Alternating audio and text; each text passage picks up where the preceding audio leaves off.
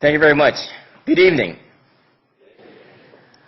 My name is Robert Bullard, and I am the Dean of the Barbara Jordan Mickey School of Public Affairs.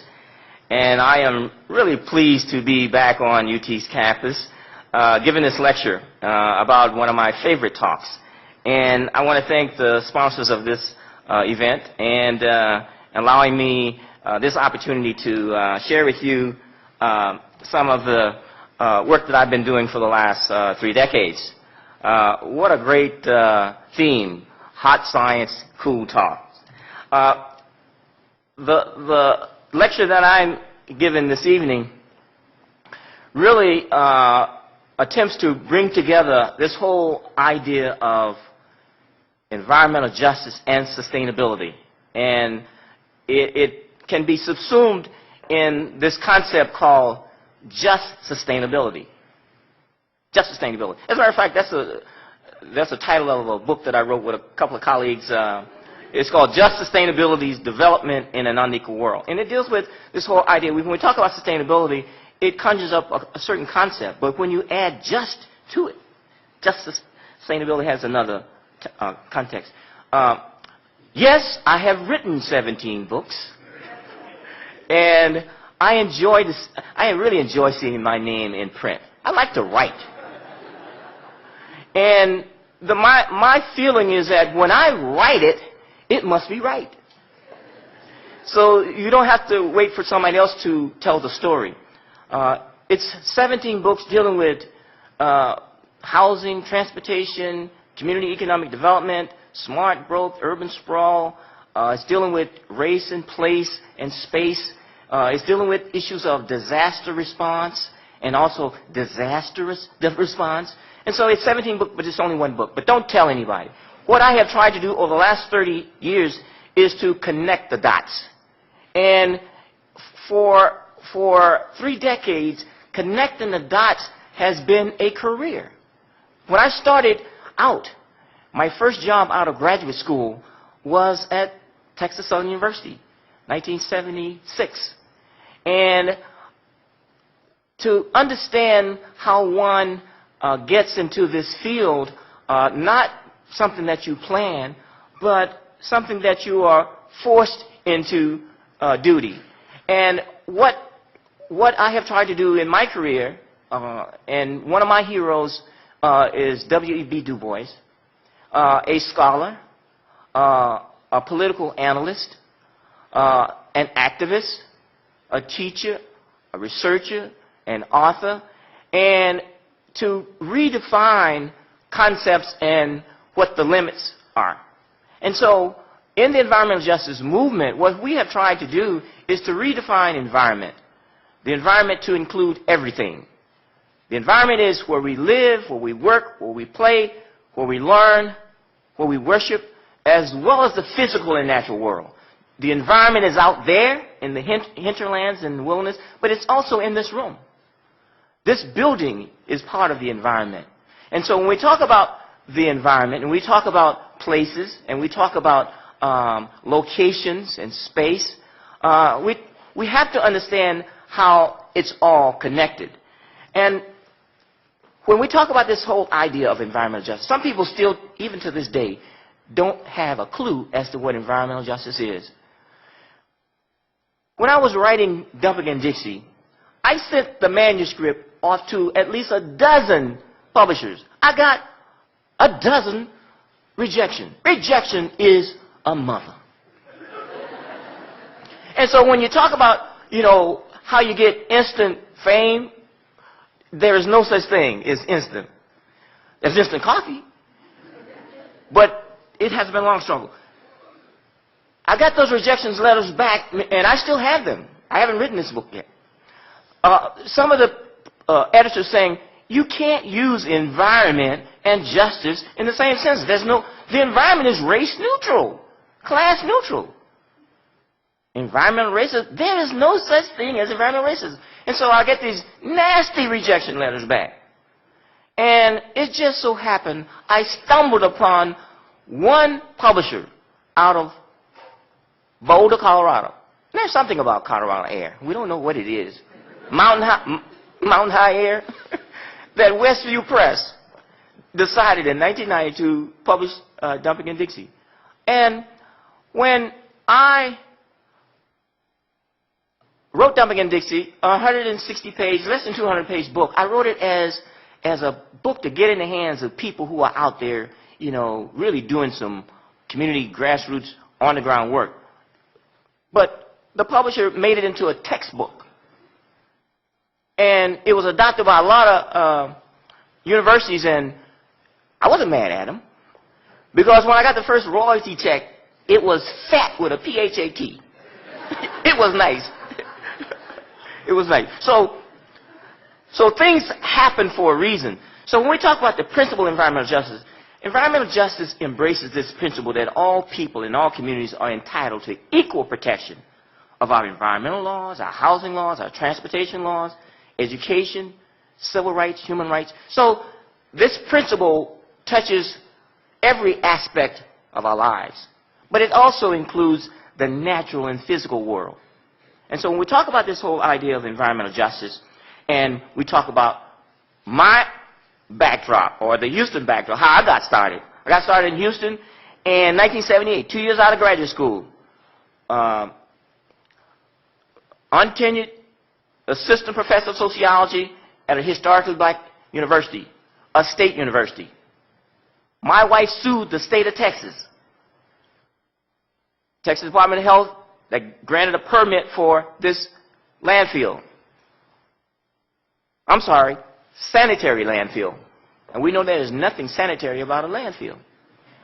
And the name of the landfill is located in northeast Houston. And the landfill name was Whispering Pines. So when we talk about this issue, the first lawsuit that was filed charging environmental racism, environmental discrimination, my wife filed a lawsuit, Bean versus Southwestern Waste Management Corporation. I was tapped as the expert witness. My wife didn't have a clue what I did every day when I left and went to TSU. She knew I was a sociology professor, but she had no idea what a sociologist did.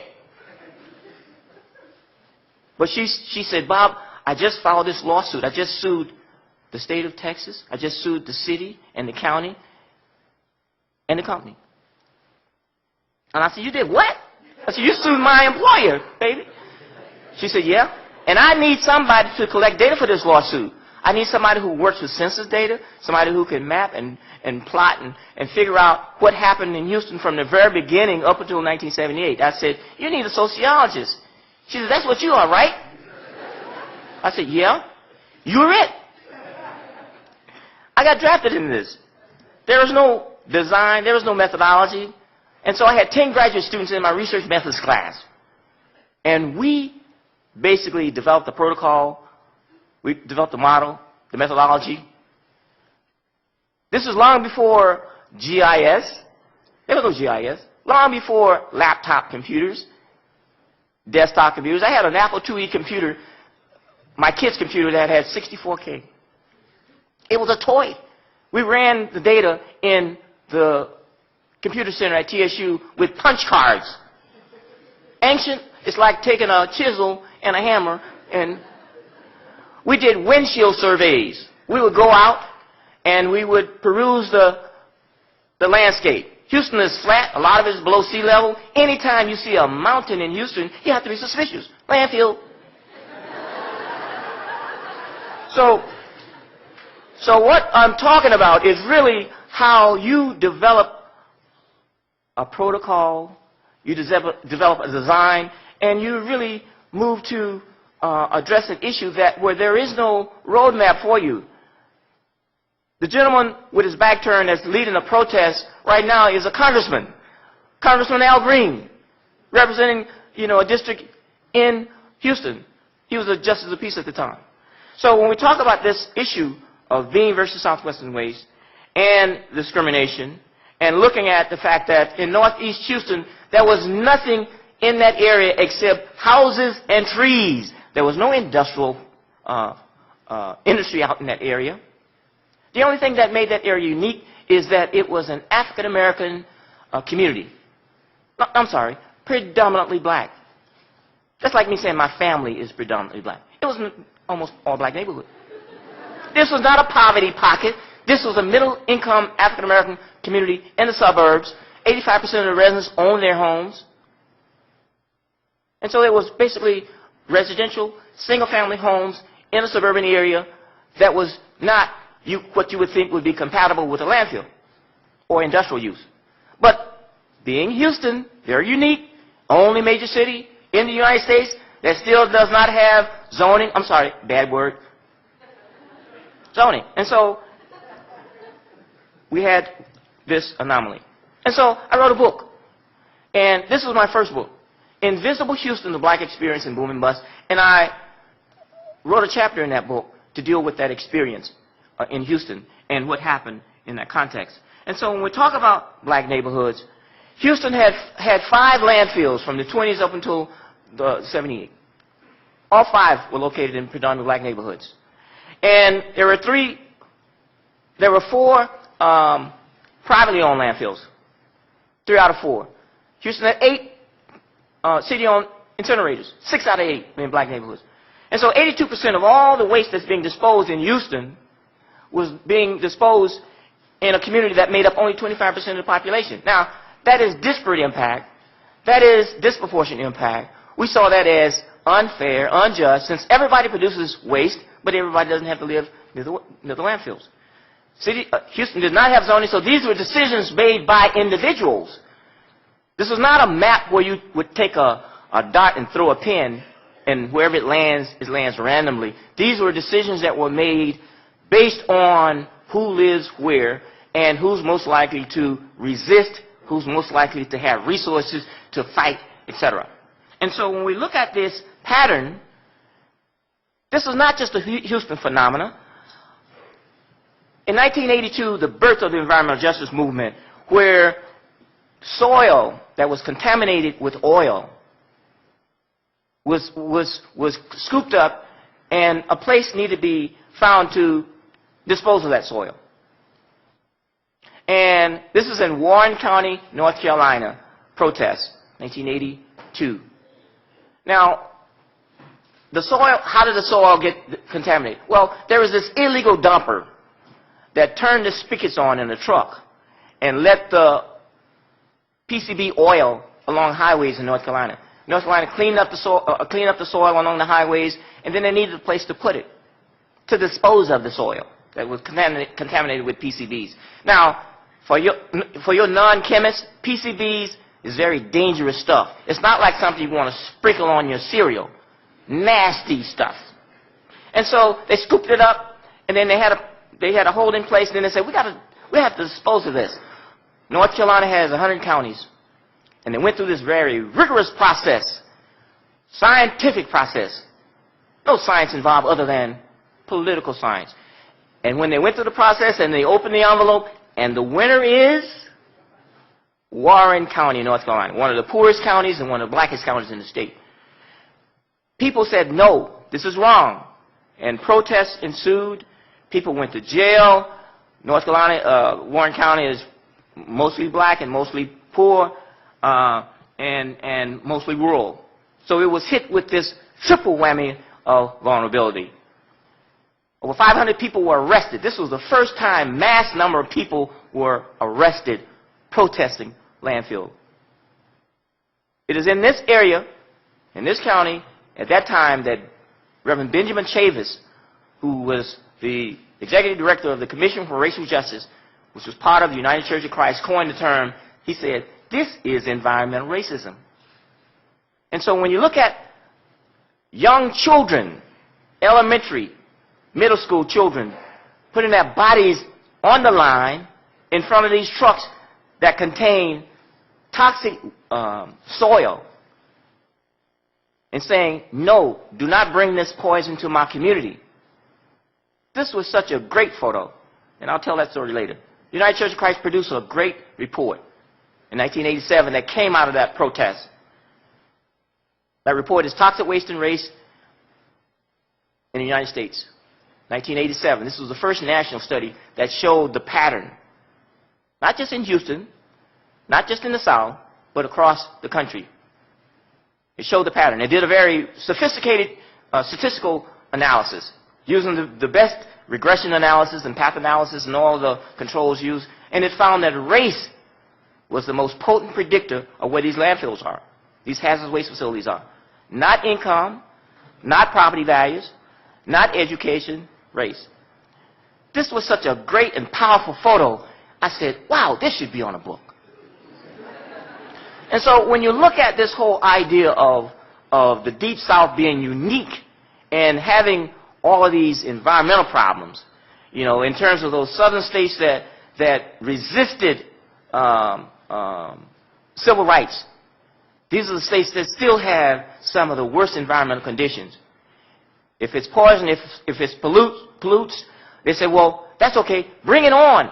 We got jobs. That smell you smell, that's jobs. So what if it's kill you? Who wants to live be 150 years old? You got to die of something. When I was doing Dumping in Dixie, I interviewed people, and people would tell me that. From West Virginia, from West Dallas, from Cancer Alley. They would tell you that. I gotta make a living. And if it means sacrificing my health, so be it.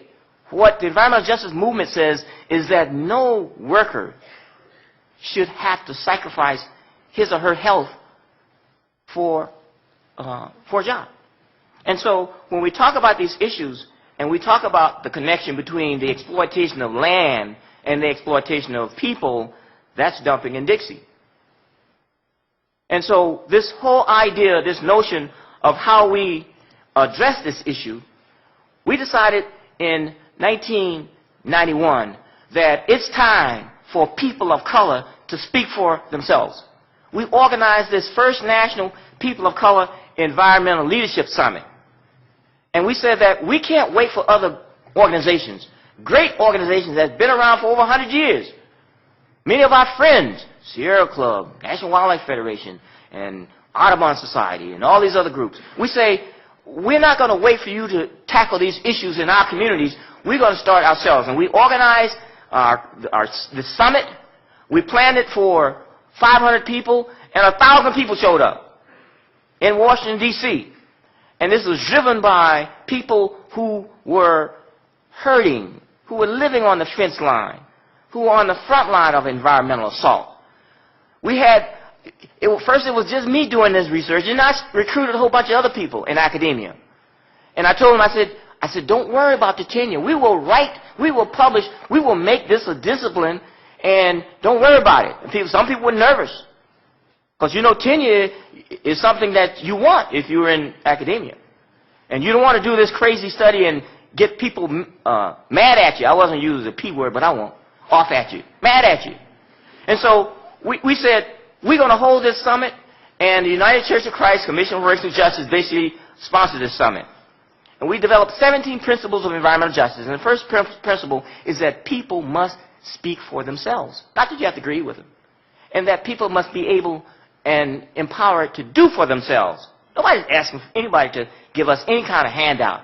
What we say is that it is our right to breathe clean air. It is our right to have food that is safe. It is our right to have clean drinking water. And so when you talk about it and think about it, there is no black air, there is no Hispanic air, there is no white air, there's air.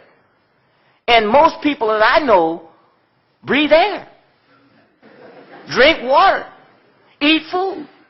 And so whether you are an environmentalist or you think you're not an environmentalist, but if you drink water, if you eat food, and if you somehow do those things that we know are needed to sustain ourselves, you're an environmentalist. You just may not know it. So it's all about how you frame. Framing is very important. And so anytime you have a big summit and a big gathering in D.C., what you got to have? You got to have a protest. That's mandatory protest 101. You got to have one. And so we had all these 1,000 people in Washington. We had people of color. We were definitely color coordinated. I'm telling you. African Americans, Native Americans, Asian and Pacific Islanders, Latinos, Hispanic. We had white people. It was a 4-day summit. The first 2 days, it was just us, people of color. Because we had to get to know each other. Black folks didn't know nothing about no Hispanics. Hispanics didn't know nothing about no Indians. And so we had to get ourselves, we had to unpack baggage of slavery, colonialism, imperialism, and all those other isms. And after we kind of unpack that, then we say, we have to open this big tent, and we have to let the white people in. We did. We got along. We developed those 17 principles in 1991. And in 1992, in June, when we went to Rio de Janeiro for the Earth Summit, in 1992, those 17 principles had been developed, had been translated into a half dozen languages. And of course, in Brazil, we had the principles in Portuguese. And so, the idea that I'm talking about is a movement that springs from the bottom up and grows out. What has been the government's response? The government has responded in many ways. The government has not been the impetus for environmental justice. The government has responded to us putting pressure in the right points. Pressure from communities. Pressure from organizations. And so, in 1994, in February 1994, there was a conference that was being held in Arlington. National Institute of Environmental Health Sciences, EPA, and at least a dozen federal agencies had gotten together to sponsor this conference. Health Symposium to reduce Health and Research Symposium to address environmental justice. That was the title of the symposium. And it started on the 10th of February. And then there were a few of us that got a call from a telephone call. And I thought it was a joke. I got this call and it said, Dr. Bullard, this is Vice President Al Gore, and the President would like for you to come over to the White House, and he's inviting people over to the White House to do a signing. And I'm like, who is this? I hung up. Don't want no part of no jokes. But it turned out to be real. And we went to the Oval Office. Nice office. Nice office. And the President Clinton signed the executive order on environmental justice. And this was the first executive order that dealt with the issues of race and class and the environment. The environmental justice executive order deals with low-income and minority populations. So it's very inclusive. And the order basically deals with two laws. It's not a law. I mean, it's not a law. It's an order. The 1969 National Environmental Policy Act, NEPA, that talks about requirements for having impact assessments done for projects that will have, negative and adverse impacts. And then the Civil Rights Act of 1964, Title VI, which talks about no federal funds can be used to discriminate. And so when you use those two pieces of legislation together, that's what the executive order is about. We even got very smart people from the National Academy of Sciences to do a study. Because if the people from the National Academy of Sciences, these very smart people, if they say, oh, there's an environmental justice problem and concern, then who's going to dispute that? And so what these very smart people from the Institute of Medicine, which is part of the National Academy, found is that same thing that we found. But it's good to have other people saying it, who are very smart, is that people of color in low-income communities are exposed to higher levels of pollution than the rest of the population, and that these groups also contract certain diseases more than a more affluent white community. Yes. Yes, that's true. And so what we have said is that we want the federal government, we want our National Academy of Sciences, we want our states. Before we had that summit in 1991, there was not a single state that had an environmental justice executive order. And in 1993, New Hampshire was the first state. Now, we don't know what happened in New Hampshire, why they are first in a lot of things. I didn't even know that there were people of color in New Hampshire. But they passed the first state executive order.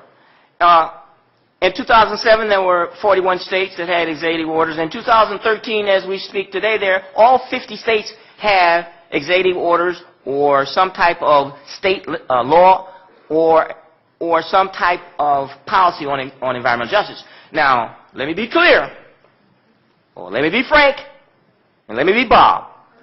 All states are not created equal. There are some states that have this stuff on the books, and it's worthless. I won't call any names or initials, but I will call you some regions.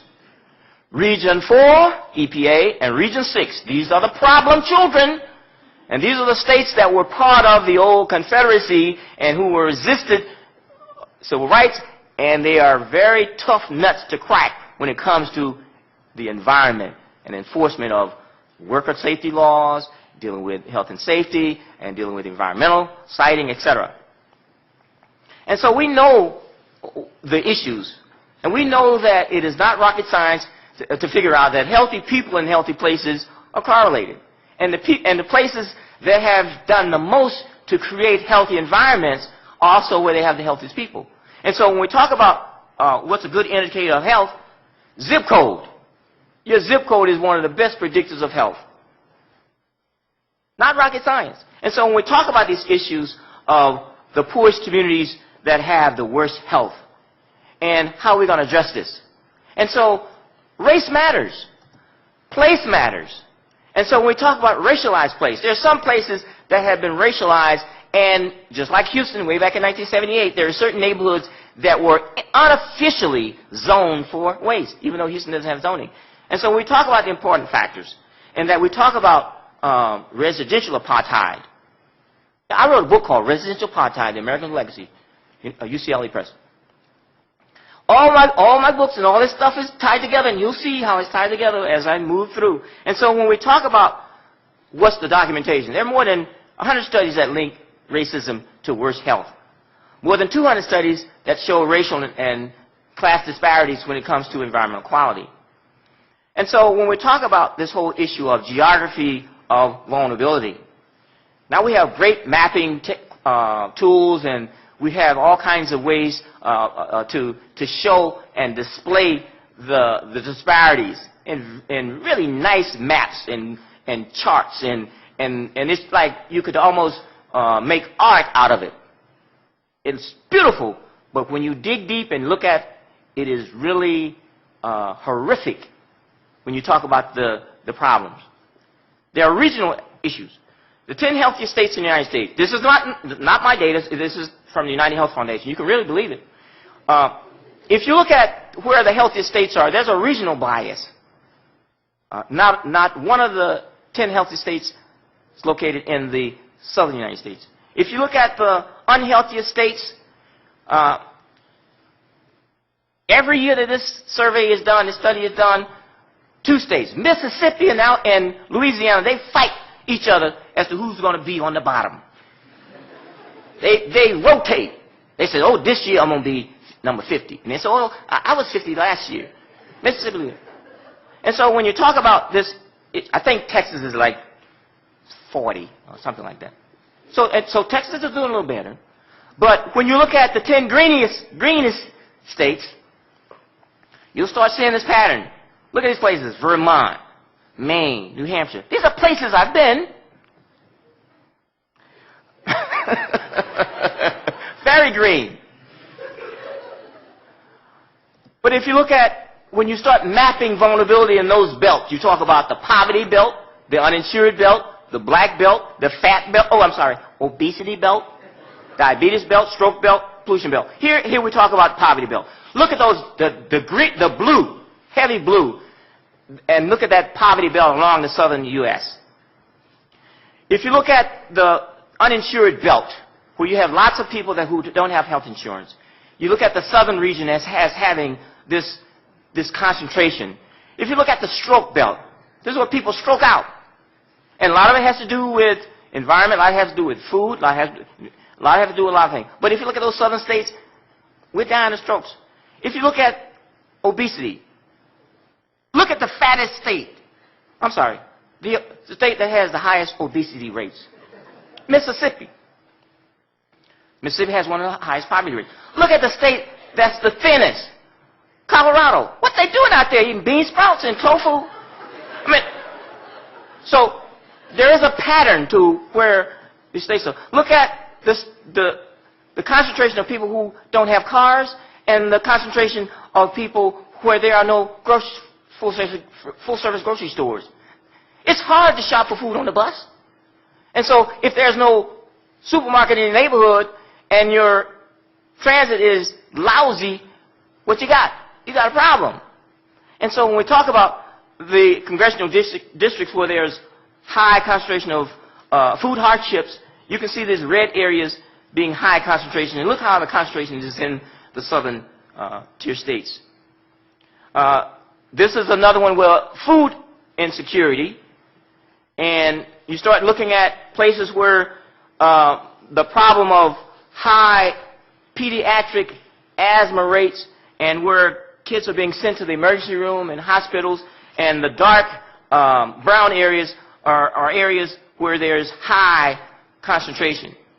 And so when we start looking at places where states have taken the aggressive stance of we're going to move to renewable energy, fast and furious, move swiftly, and dealing with having a renewable energy portfolio. Look at the green. Green is good. This is not racial. White is bad. Look at where the white is. Texas in this way is in the green zone. This is a study that I did in 2007 dealing with toxic waste and race in the United States. What we found is that race is still the most potent predictor of where commercial hazardous waste facilities are located. 60% of the residents who live within a 2-mile radius of commercial hazardous waste facilities are people of color. When you look at what happens in the real world, where you have 2 or more facilities, the clustering effect, 69% of those residents who live within a 2-mile radius are people of color. People of color only make up about 35% of the population. And so when we talk about the concentration, we talk about the environmental impacts, we talk about where the industry is located. It is not randomly located. If you look at the problem of climate change and you look at coal-fired power plants, reducing emissions from coal-fired power plants, I know Sierra Club folks are out there on this charge, shout out. And so when we talk about this issue, reducing emissions, CO2, is one thing, but also reducing mercury and all these other emissions from these power plants. And so when you talk about the problem, we're talking about health. We're talking about impacts. So the geography of dirty power, we can call it in a way that it is outdoor apartheid. These things are not randomly distributed. 56% of whites live within a 30-mile radius of these dirty coal-fired power plants. 78% of African Americans, 39% of Latinos. When we talk about this whole issue of climate change is probably the most important environmental justice issue of the 21st century. When I say environmental justice, I mean climate justice. I mean the fact that the communities that are on the front line of climate change, these are the communities that are hit first, worst, and longest. They're not dealing with theory. They're dealing with real problems right now. And so when we talk about the most vulnerable, it means that we need to act. And we need to act in a way that have policies that will protect the most vulnerable, that will respond in a way that we talk about these equity issues. And so when we talk about these impacts, we know all the impacts. We know the science is there. And these folks who are funding these denial studies with these deep pockets, they're doing a disservice to our school children when they get this stuff into our schools.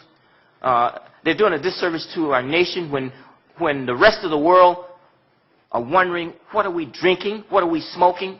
That we're acting so really so callous and not responding to this international. So when we deal with climate change, we deal with air quality, we deal with pollution, we deal with not just CO2, but we also deal with these other pollutants, these co-pollutants. We all benefit. And the communities that are most impacted by these co-pollutants are the ones of the environmental justice communities. And so when we talk about the source, we know the hot spots, we know where they are. We know that some communities are on the fence line, and that being on the fence line exposes communities to all kinds of toxics. And the most vulnerable population, we know who they are. It's children. Children don't vote. They don't get out there and protest and march. And so that means that those of us who are able to speak for children and vulnerable population should do so. And so when we talk about pollution near schools, we know it makes no sense to have all kinds of of polluting facilities near schools and no monitoring in place. USA Today did an excellent study exposing this fact. The fact that our children are at risk when it comes to location of facilities and where these hotspots are. And so when we talk about this problem, it is a national problem, and it calls for national solutions. We know that even inside the school continues to be a problem. There are 6 schools, and that what happens in school should be nurturing, should be learning. Not when you go to the classroom, you have mold, you have water fountains that still have lead in the water because of lead pipes, or you have ventilation problems, air ventilation problems. So when we talk about the nation's school, we're talking about a lot of schools. This is not just an urban inner city problem. This is a national phenomenon that calls for national action and attention. When we talk about the problem of air quality is something that we take for granted. As I said before, the right to breathe clean air is a basic human right. And we know that the problem of rising asthma rates and the epidemic of asthma and the cost of asthma, and we're talking about $56 billion in health costs because of air pollution, because of air problems, because of the problem of not addressing these issues. And we know that in terms of these disproportionality of asthma and bad air quality, that African American and Latino children are 3 to 5 times more likely to be hospitalized for asthma. And in some cases, 5 times more likely to die from asthma, more likely to be uninsured, and to use the emergency room as the place of primary care. And so when we talk about this idea that all communities are not created equal, there are some that are more equal than others, and that some communities are physically located on the wrong side of the tracks. That's a reality. And so we talk about equal access to green space and the good life, to walkable communities. We know that it's great to have a park. Austin is a great city. It has lots of parks, lots of green space. But there are some communities where there are parks, but they're located next to industrial facilities. This is in San Diego. This is a community in Camden, New Jersey, Broadway community, park located across from a cement plant. This kid stays out there 20 minutes, he's covered in dust. This is in America. This is in Baytown, across the street. This is a public housing project across the street from a refinery. This is in Norco, Louisiana, a little community that's located and sandwiched between 2 refineries. 2 refineries. As I said, it's like a sandwich, and the community is the meat. And for vegetarian, the community is the tofu. So when you talk about these issues, this is, again, it's the same community. This is a community, this is a photo I took in Durban, South Africa. It looks like Norco. Same picture, same company, same issues. These are global issues. And so we talk about living with more pollution. African Americans are 79% more likely to live in communities where there's health problems. Pollution causing health problems. And in 19 states, this is the case for African Americans, and for Hispanic, 12 states, and for Asians, 7 states. That's too many places. Too many places. And pollution is not randomly distributed. Most American children of color live in areas that exceed ozone levels. We live in dirty cities. We're urban. African Americans and Latinos are urban population. And so 69% of Latinos, 67% of Asians, 61% of African Americans. But look at this. Almost 51% of whites. This is not a, quote, minority problem. This is a national phenomenon. This is not a poverty thing. African Americans who make $50,000 to $60,000 live in neighborhoods that are more polluted than whites who make $10,000. This is a study done by 2 University of Colorado professors, sociology professors. So when we talk about these issues, this is not a poverty thing. It also involves race. And we talk about cars give us liberty, but they also give us something else, pollution. Everybody doesn't have a car. And so when you talk about this population that don't have cars, who live in cities, and who breathe other people's air, we call that drive-by pollution. I can say that because I'm not in LA. You talk about the pollution that people who breathe other people's air. And so when we talk about this whole issue of transportation-induced pollution, getting to more alternatives to driving, cleaner transportation. And the study has shown that cleaning up the air can extend your lifespan. And, you know, at 60-something, you know, if you clean up the air, you get 5 extra months on average. I want my 5 months.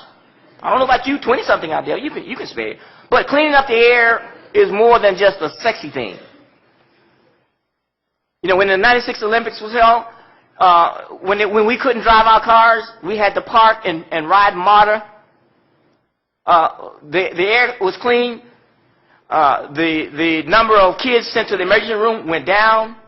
The traffic was moving swiftly because there was no cars we had to park. And so when you talk about real advantages, health advantages, we know the numbers. And so when we talk about the right to breathe versus the right to pollute, these should not be things that happen because of experience. When we drive and as gasoline goes up, you know, and it's going up, it's going through the roofs. And so right now we spend more money on transportation than we do on food or health. Transportation is second only to housing when it comes to budgets.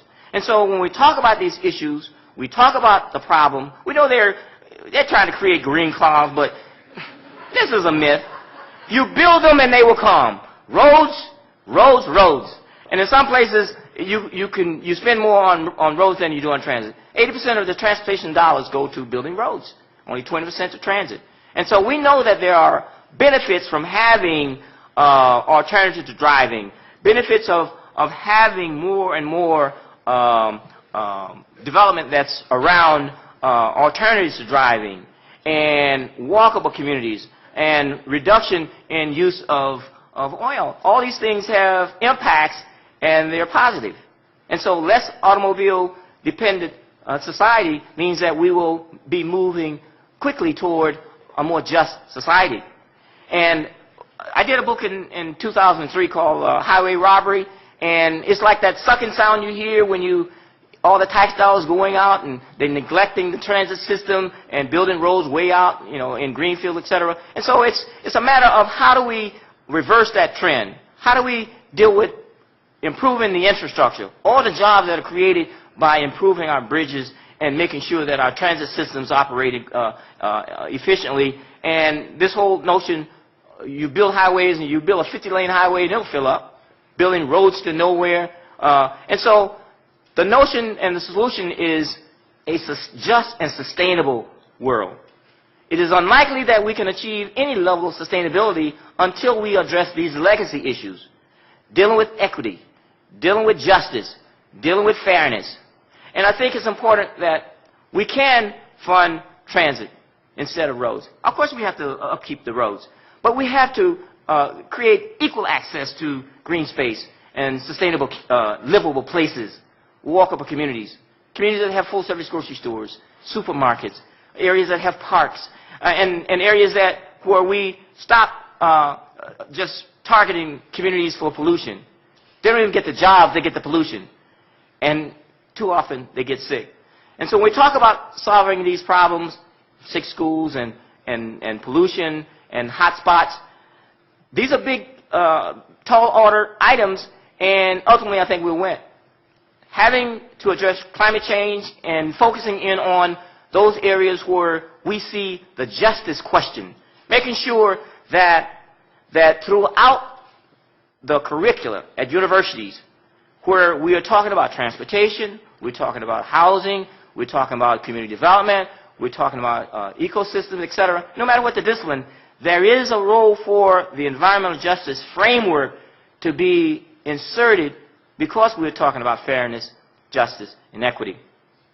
And finally, I think it's important that we understand that this is something that we must do. Time is running out, and I think that time for debating and questioning whether or not we should do this is the right time, and it's the right thing to do. Thank you very much.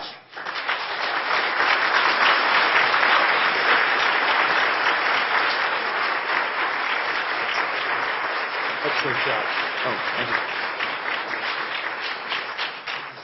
Dr. Bullard would be happy to answer questions. Just come down to the mics that are right there and have at it.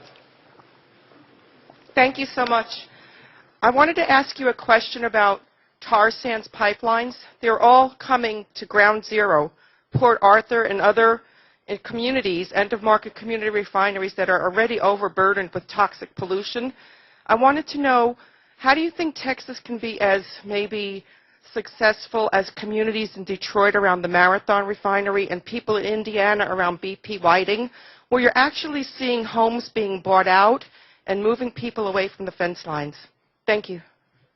Yeah, I think it's important that we, first, thank you for your question. I think it's important that we look at some of the strategies that are being employed in different places around the country in terms of fence line communities and communities that are the neighbors of these industrial facilities, and see what's working, what kinds of good neighbor agreements, what kinds of, in some cases, it may not come to being a good neighbor. In some cases, it may end up being a buyout or a buffer in a way. What happened in Norco, Louisiana, for example, there was Shell did buy out the diamond community. And this is a black community that was founded right after slavery as part of the old diamond plantation. So there are some examples where, and there are other examples where communities have started to work with some of the plants to try to get the levels, emissions levels down, and work in a way that can resolve a lot of the problems in terms of the emissions, but also in terms of some of the transportation issues in terms of truck traffic, et cetera, that are oftentimes diesel trucks running in and out. And so there are a lot of externalities associated with these types of facilities. And so I think that where there are good examples, good case studies and best practices, I think that's where you look. We looked at those for some guidance. Hi, my name is Broderick Butler, and I actually work at the Texas Legislature, and my boss, Representative Ron Reynolds out of Fort Bend County, sits on the Environmental Regulation Committee for the legislature. We just actually reviewed or went to visit and took a tour of an Alcoa coal plant today. So this is sort of all coming together for me, who environmental reg is not my background, but I'm getting a quick education in it.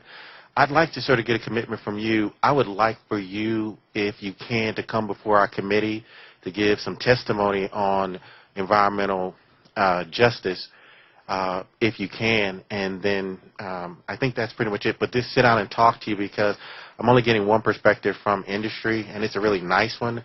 But I think there's another side to the coin, which is the activist community, because like I said, I'm learning a lot. So if I can get your commitment, I've given you my information, but I'd love for you to sit in front of our committee and give some testimony on your perspective in regards to the state of environmental justice in the state of Texas. You have my commitment. I would love to do it. I need more work. I'll even bring some of my books for the committee.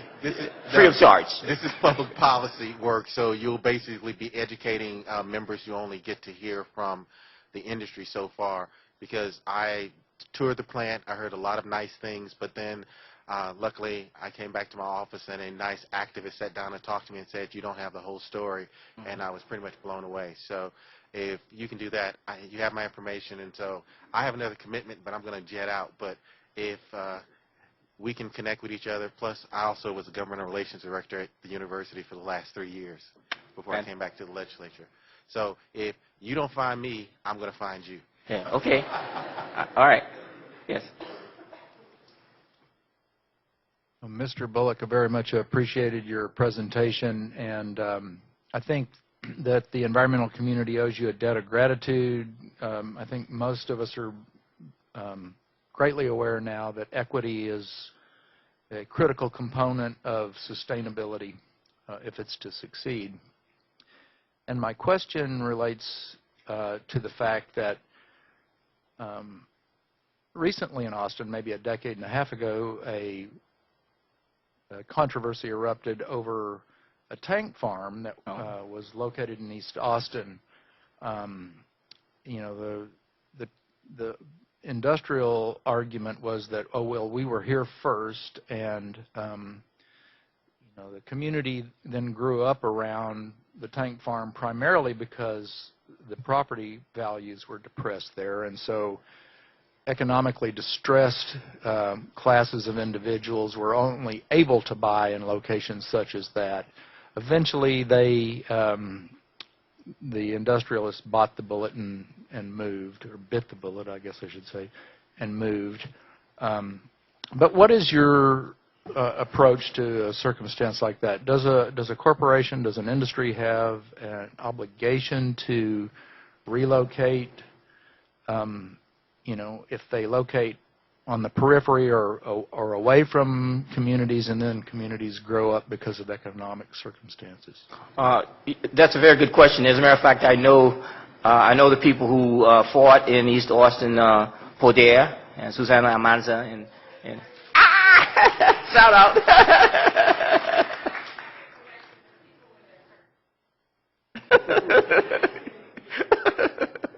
Yeah, I think it's important that we recognize this whole concept that even if the industry was there first, there are certain conditions in which we have to be protective of health, and it's you know, it's like you get run over by a truck, and it's like you're in the crosswalk and the truck hits you and you're dead, whether or not the truck was right or whether you're just as dead. So I think there are certain principles that we have to operate when we deal with these fence line communities, and the ultimate piece that the environmental justice community is basically saying is that these facilities should operate as if they're the plant manager and the vice president of the company live next door. Their grandmother lived next door, but they don't. And so it becomes a very complex argument. And in some cases, when the issue of protection of public health comes to the front, and if it's not possible for that facility to continue to operate, then the extreme measure that should be still on the table is relocation. And as I said before, in some cases, relocation of the plant or relocation of the people, and in a way that is fair, just, and equitable. So it's complicated, but in some ways it's a matter of how do you create a condition so that you do have some compatibility, but for it to opt for a company or a facility to operate with impunity and say we were here first, and therefore if anybody's going to leave, it's got to be you, and we can still operate in a way that's not protective of health. That's unacceptable. Hi, my name is Charles Spencer, and first and foremost, I want to tell you thank you for your presentation. My name is Charles Spencer, and I just want to tell you thank you for this presentation. The question that I have is, I grew up in Chicago on the west side, and it was a bad neighborhood, and I saw how you did your research in the 70s about the landfills.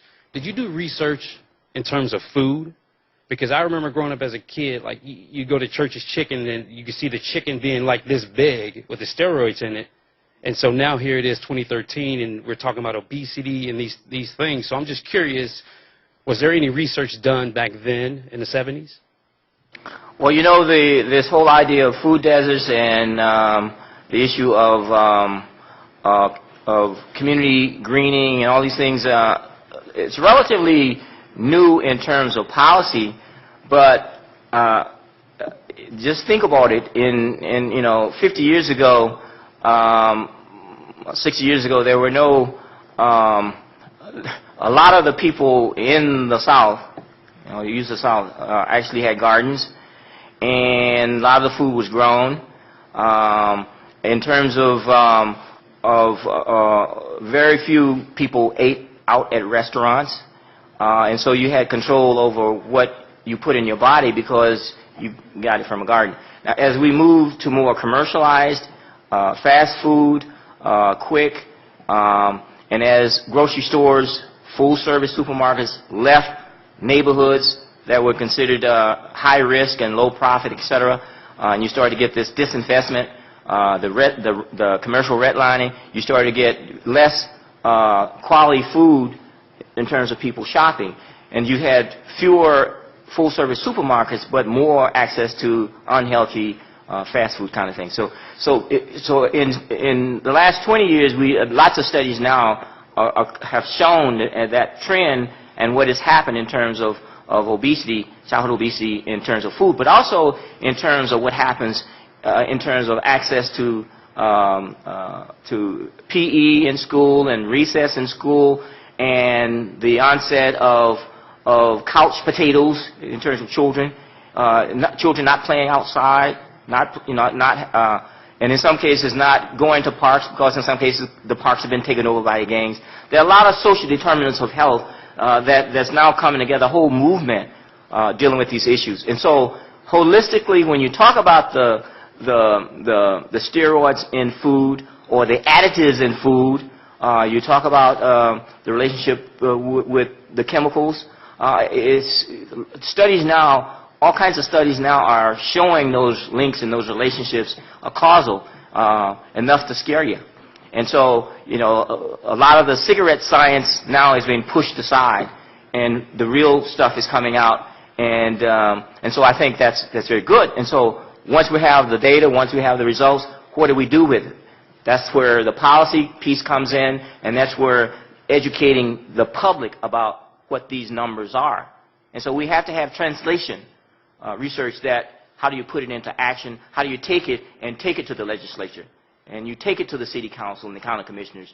That's where I think we have to do a better job in doing that next step. Hello, Doctor. My name is Jean Ravi. First of all, thank you very much for your research and this presentation. My question for you tonight is, along the basis of your research in the placement of these refineries and other power plants and coal plants, has any research been done on the placement of alternative energy sites, either hydroelectric, nuclear power, wind power, or solar power? As a matter of fact, there's a study that we're involved in right now as we speak to deal with geographic location of biomass.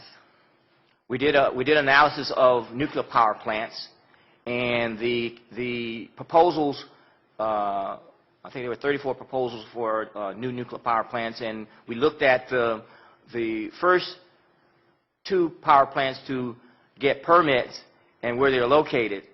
It just so happened that the first 2 to get permits and be located are located in Burke County, Georgia, in a community that is mostly African American, a community that already has 2 nuclear power plants, and now they're going to get 4. So it's like, well, okay, well, we need 4 nuclear power plants. We really need to get radiated. So it's like the distribution is that. So if you look at, and we had not permitted a nuclear power plant in 30 years, and so the case, the test case just happens to be this community in Georgia, in a predominantly black county. The studies now are being conducted, and the data is coming out. There is what I wrote an article 2 years ago. It's called Energy Apartheid. Who gets the dirty energy, and who gets the clean energy? And then there's a study in California that shows there's an environmental justice dynamic to who's most likely to get access to the clean energy, the renewables, the solar panels. Who's getting solar panels? And who's most likely to get, well, there's an income. It ain't rocket science. Right. I mean, if it costs $10,000 and you can, got discretionary income, it's like asking, well, who drives a Prius? I do. But, so in order to address that imbalance, it means that we have to start creating equitable strategies to say that renewable energy, clean energy, should be available to all communities so that we can create an equitable green economy and a green energy future. If we allow the market to dictate, we will have energy apartheid. There are still proposals to build coal-fired power plants in Georgia, where I just left, a year and a half ago. There were four coal-fired power plants on the books. All four of them were being proposed in predominantly African-American communities. At the same time, people talking about renewables and clean energy. We said, well, Georgia, wake up. And so we still have to struggle with these issues, even in this era of talking about sustainability and talking about renewable energy and clean energy. We still have to fight to make sure that the equity component is there. We can't leave it out and allow it to just say, well, we'll just let it take care of itself. It won't take care of itself because of the other inequities in our society. Thank you very much. My pleasure. So, Dr. Bullard, we have a question here from the internet, and let's go to that. It comes from Will, and Will asks, what would be the best ways to revert a polluted place like one of those schools that have refineries nearby back to have the air quality that it had before the refinery was there? Wow. That's a difficult question, and I think it's a question that a lot of communities are asking today, and particularly all those communities, say, around the Houston Ship Channel and the refineries, and in Louisiana's Cancer Alley, that 85-mile stretch from Baton Rouge to New Orleans, where you have 125 industrial plants. And so it's one where I think there has to be some cooperation with public-private. There has to be some cooperation in terms of public health. There has to be really a strategy to somehow move toward a cleaner type of industrial operation.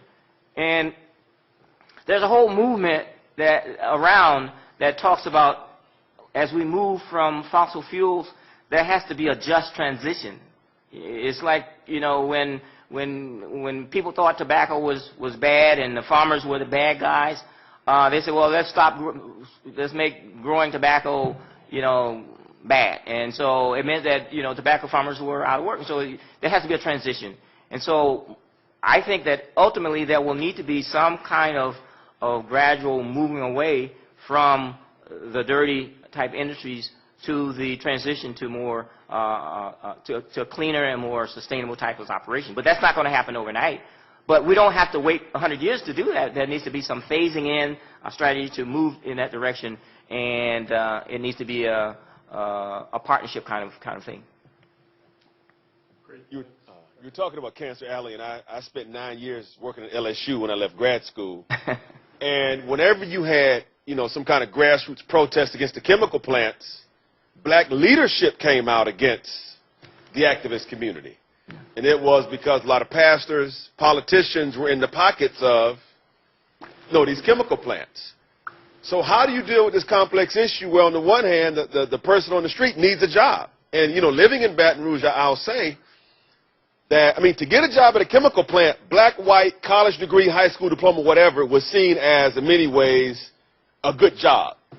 Yeah. But then you look at the newspaper, these men are dying 41, 42, 43. So how do you deal with just the complexity of these chemical plants that do drive industry, that do bring jobs to the community, but on the flip side, bring a lot of health issues as well? Yeah, the way we dealt with that across the country is that when we laid out the employment practices of a number of those chemical companies, and we looked at who's employed, and we could do that easily. A very simplistic way. We have more sophisticated ways of doing it. Is look at the car tags in the lot and see where the tags are. And most of the fence line communities with those plants, those companies don't hire the locals. We found in looking at, there was an informal agreement when the petrochemical industry came into Louisiana post World War II. The major industry in that area was sugarcane plantations, and most of the workers in the sugarcane plantations in Louisiana were black. And so if a new industry is coming to town, in order to preserve the indigenous industry, you had to keep blacks on the plantation. So there was this, tacit agreement that don't hire blacks. And so people driving in from Mississippi and in Alabama and wherever to get in the jobs. And so this informal relationship existed for many years. And so it's like, when we talk to people who live fence line, who could actually walk to work, could cross the fence, these people, they were not employed. And we surveyed family after family after family, and they said, no, none of our people work at those plants. And so the argument was, well, if you don't get the economic benefit of working, and if you don't, and generally you don't get the economic benefit of the tax base disproportionately to you, because the tax base is spread across the county or the parish in that way. And so externalities are localized, whereas the cost, where the benefits are distributed. And so when we start laying out this to people, people say, well, what are we getting? We're getting pollution.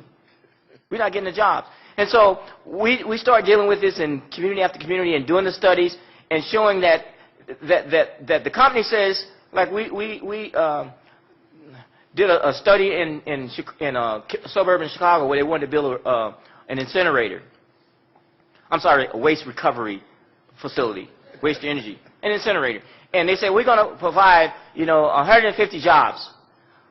Well, the bulk of the jobs were in the construction of the facility. The plant only actually operated with 10 jobs. And they brought in their own engineers and technicians, et cetera. And so there were going to be, I think, 3 jobs that were going to be for locals. And we found this out in a report. And the 3 jobs were going to be maintenance, people who worked as janitors and sweepers. When people found that out, they say, oh, no. But they were going to get garbage from throughout, the Chicago, Indiana area, bringing garbage to that community. So when people get the facts, we're not saying don't do it, but at least you should have the facts, the information, so that you can make decisions for yourself, informed decisions based on the best evidence available. Now, that's what the environmental justice says. It doesn't say, well, don't do this, don't do that. Give them the facts. I think when communities are given the facts, they can decide for themselves whether or not they want to accept this. Well, what a great note to end on. Let's thank Professor Bullard again for his talk. Thank you.